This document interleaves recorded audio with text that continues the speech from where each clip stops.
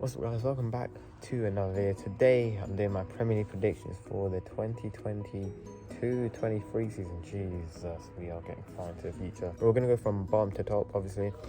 And in 20th place, rock bottom, I'm going with AFC Bournemouth. Now, out of the three promoted teams, Bournemouth are the only ones I kind of like. I actually did like them quite a bit before, but after what happened at Loftus Road back in December, I don't really like them anymore.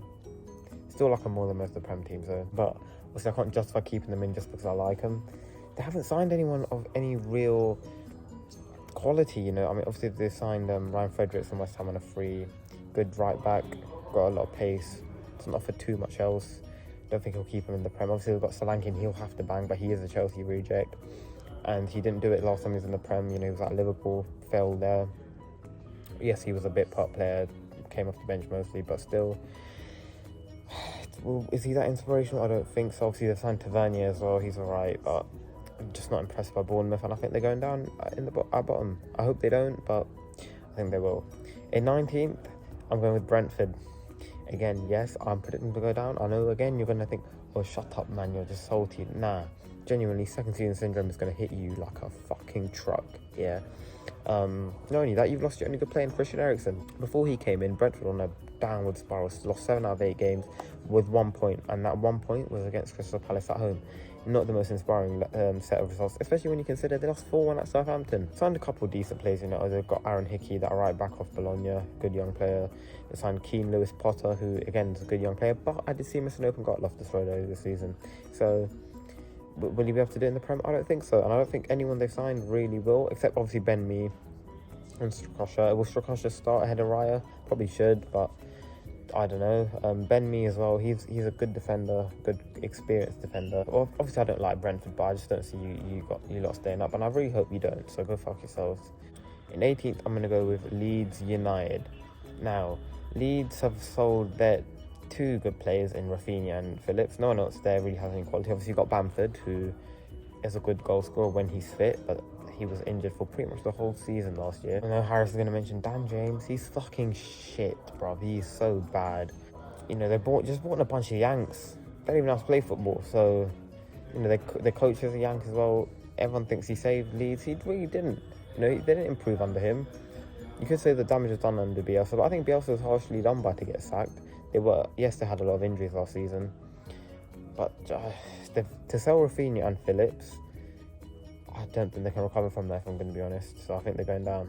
In 17th, it's actually a team that might shock a lot of people because they did do fairly well last season. It's Wolverhampton Wanderers.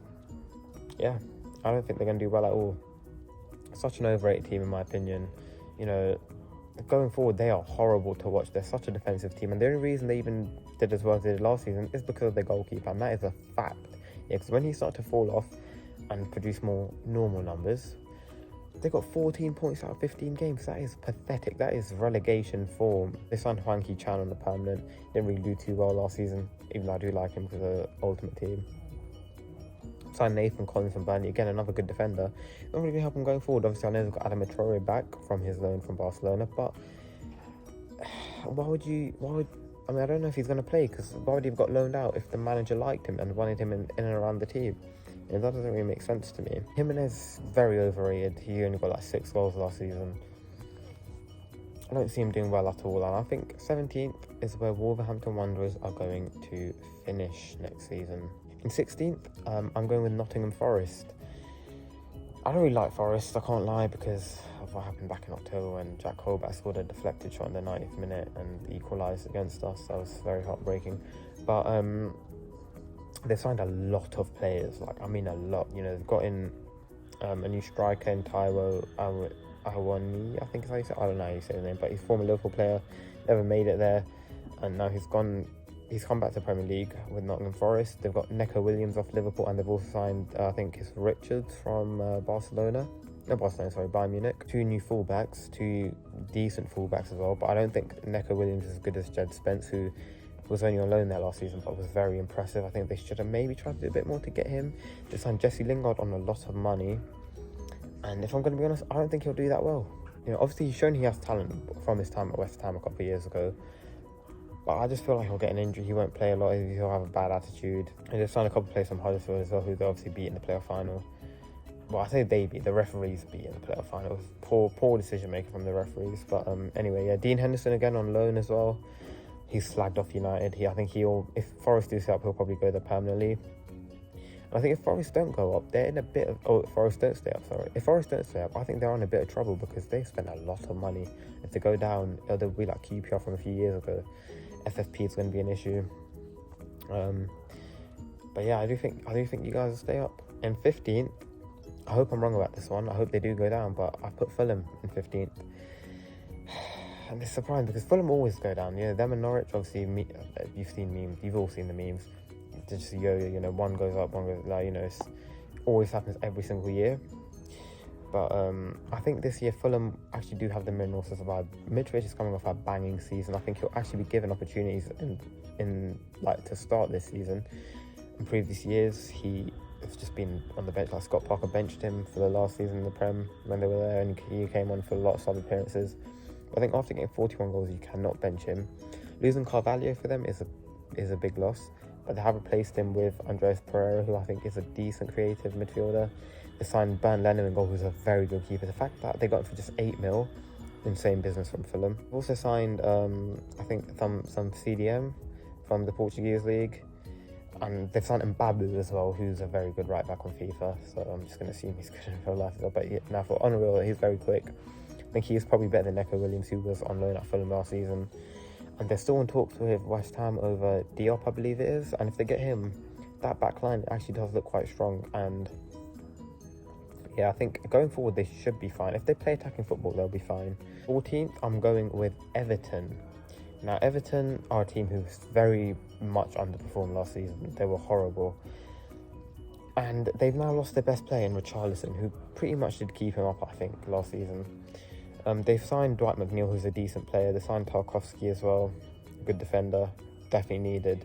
But I don't think they'll be in as bad a spot as they were last season, but I don't think they'll be in a good spot either.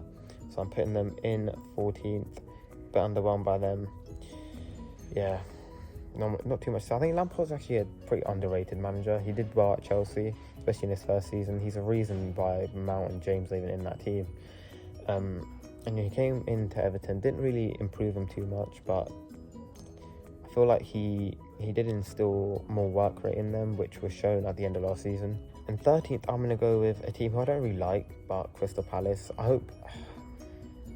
Yeah, so Crystal Palace, you know, I usually do predict them to do quite bad. Last season I didn't. I predicted them to finish mid-table, I think, and they did. And I think they'll do it again. They're just a solid mid-table team now. They haven't strengthened too much. They brought in Czech Decore, I think it is, from some French team. They've signed Sam Johnston from West Brom as well, who's a decent keeper, but, you know, you don't know how well he's going to do. But their team in general is very young. They're going to be a year older now. Like, obviously got Eze there, very good player. Olise, good players. Still got Zaha as well. Gahey, Mitchell. If you're a Crystal Palace fan, you should be quite excited, I think. As much as I don't want to say it. But yeah, 13th for Palace. 12th, I'm going to go with Southampton. Now, from 12th to like 17th, it's all a bit of a lottery, you know. There's going to be only a few points in there, maximum maybe 8.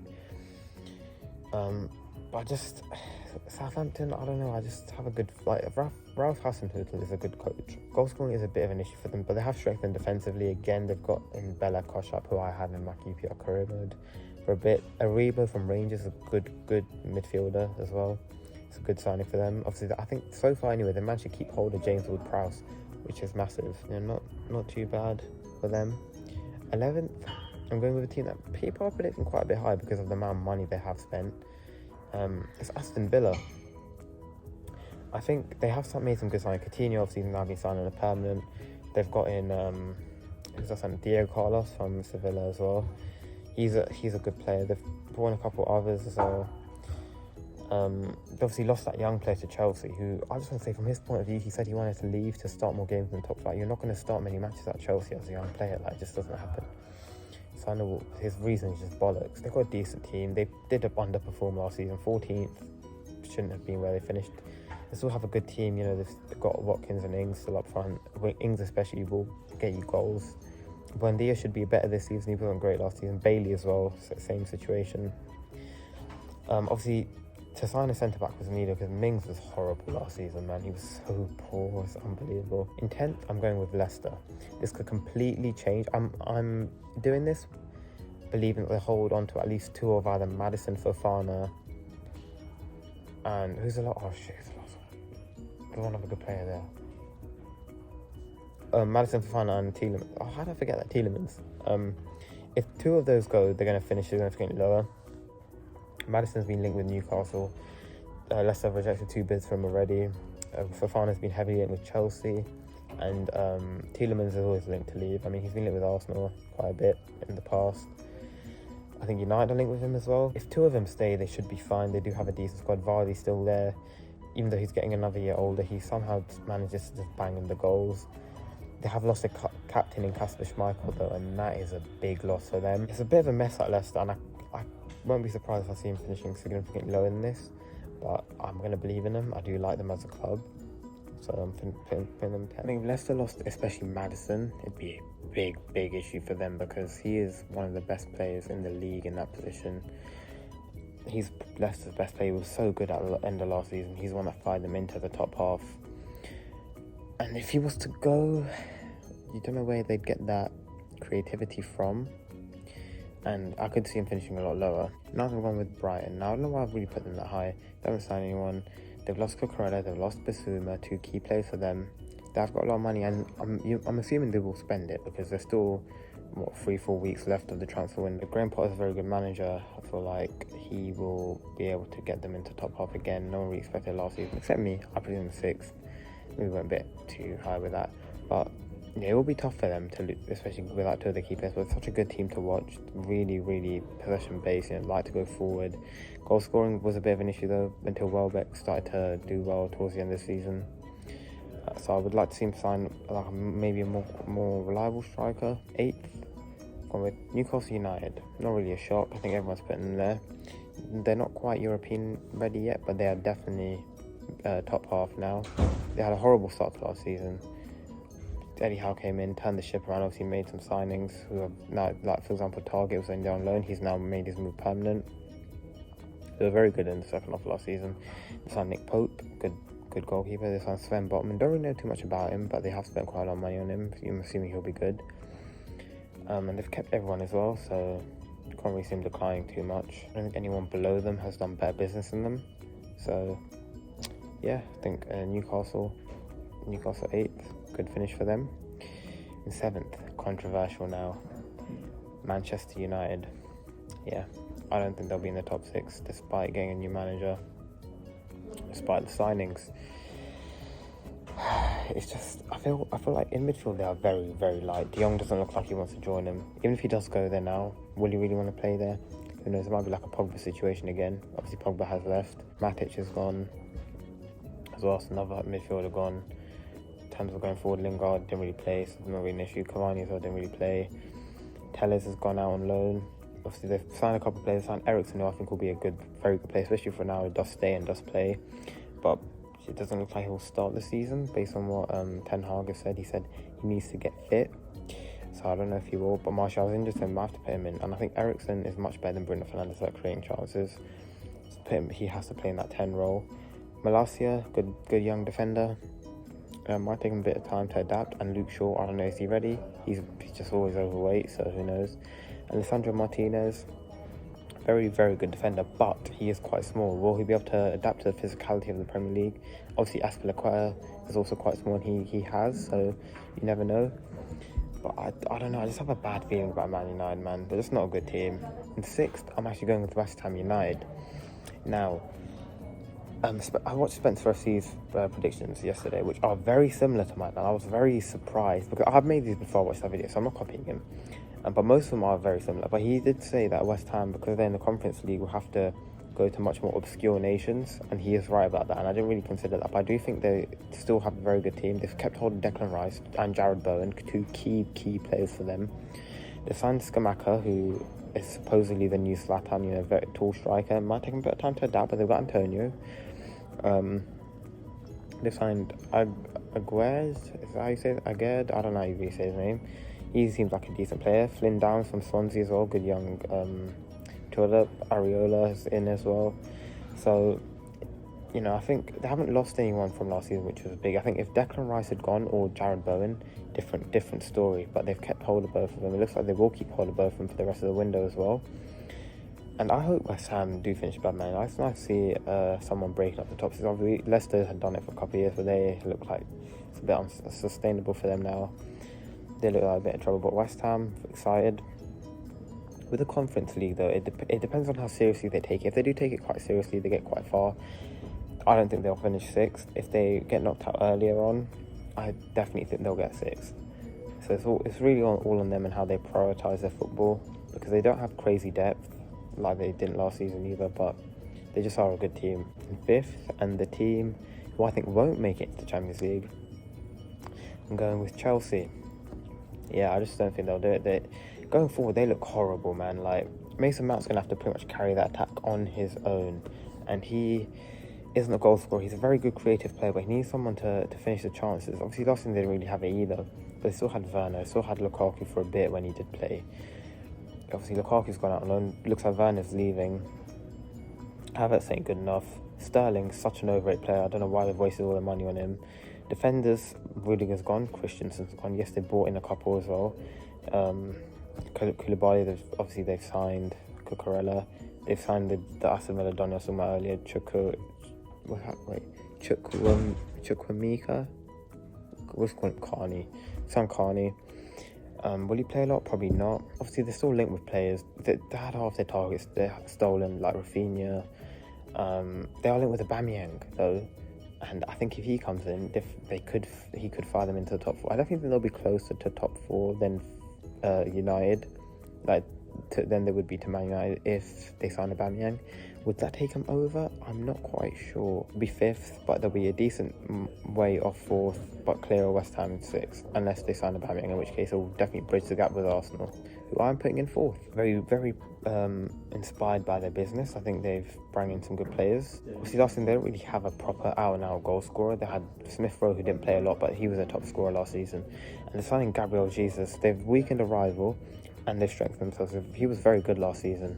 45 mil, I think Man City will live to regret that. He's already settled in really well, it looks like. They've also got Zinchenko in, who can play in midfield, and they need that because I think last season holding midfield was an issue for them.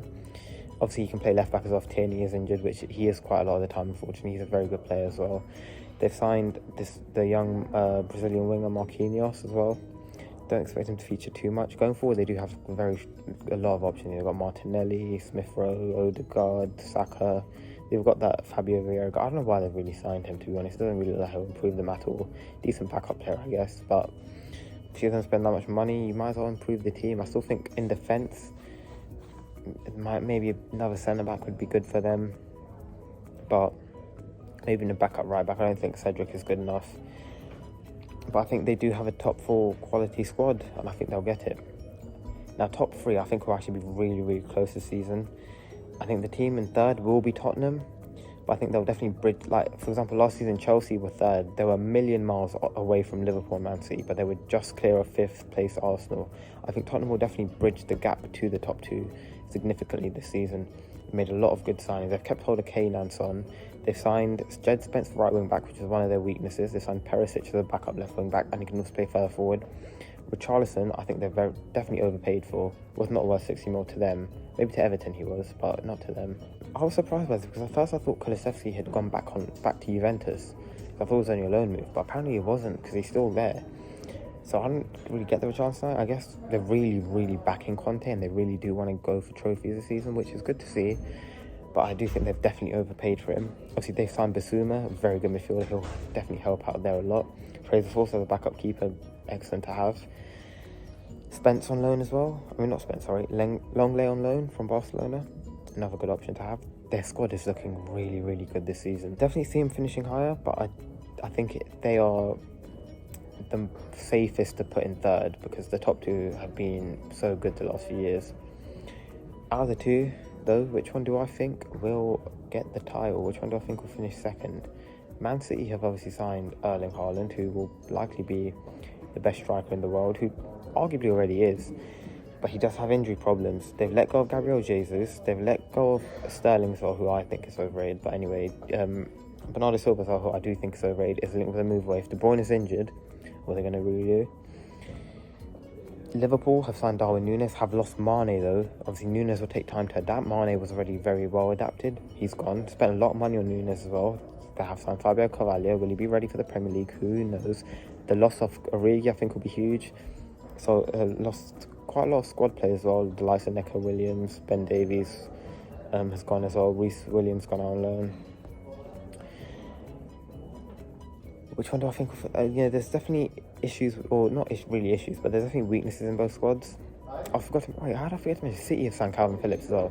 But I don't think he should have gone there personally, because he won't. I don't think he'll start there. He should, in my opinion, but I just don't think he will. I'm picking Liverpool to win the league. Liverpool first, Manchester City second. I think it'll be close, but I do see Liverpool edging it. I feel like they'll take less time for players to adapt to a Klopp system than it does for them to adapt to Pep's system. For example, like Grealish was poor last year. I think he'll be better this year. Mahrez, when he first came through, wasn't great at City. They're both very good teams. They're both going to do very well, along with Tottenham. But I'm saying Liverpool first, Manchester City second. Let me know your comment. Let me know your thoughts. Let me know what you think the Premier League table will look like in the comments. If you want to hate on me, go ahead, and it'll be funny. But yeah, thank you for watching. Hopefully you enjoyed. Hopefully I didn't put your team too far away from where you think they're going to finish. If you're a Brentford fan or a Wolves fan, fuck you, I don't care if you're pissed. But yeah, I'll see you soon for another video.